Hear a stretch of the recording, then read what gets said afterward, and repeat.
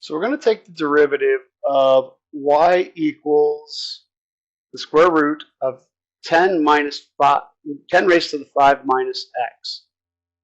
So there's a couple different ways we could look at this one.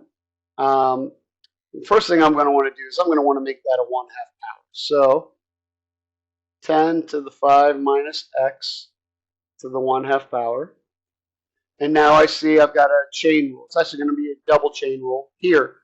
Another option, though, an exponent raised to an exponent.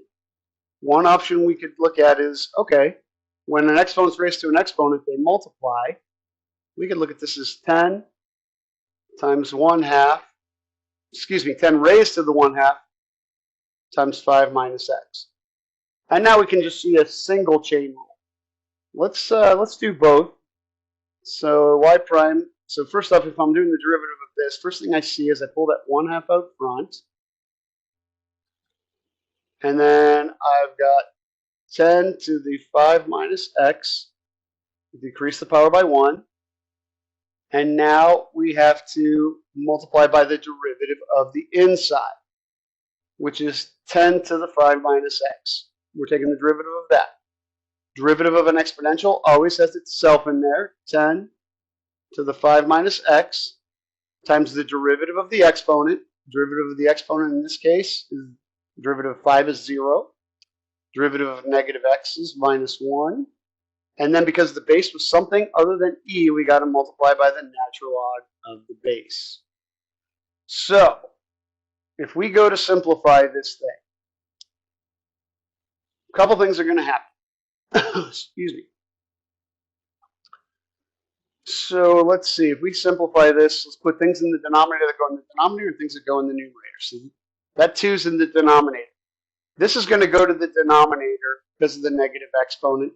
Numerator or out front, doesn't matter in numerator. So this thing's going to be negative. We're going to have an ln of 10, and we're going to have a 10 to the 5 minus x all over 2 times 10 to the 5 minus x. Now it's to the positive 1/2 because I put it in the denominator. Now notice I've got two factors of 10 to the 5 minus x. One in the numerator, one in the denominator. We know that when you have two things of the same base, their exponents subtract. So 1 minus 1/2 gives a positive 1/2. So ln of 10, this is going to just become 10 to the 5 minus x to the positive 1/2 on top. It's the 1 minus 1/2 all over 2. And we got that negative up front. I forgot it. And if we wanted, we could do what we did before, putting that 1/2, multiplying the two exponents. So one way we might look at this is negative ln of 10 times 10 to the 1/2, 5 minus x all over 2. So a little more simplified. Now, let's do this again, but now we're going to do the derivative from here, and you can decide which way you like better. So we have dy dx. Now, it's the outside function. Out here, the outside function with a power rule. Here, the outside function is exponential. So we're going to do the derivative of an exponential. So 10 to the 1/2 times 5 minus x times the derivative of the exponent. So we're going to have basically, the 5 is derivative is 0. The x's derivative is negative 1, but we also have the 1/2. So times negative 1/2.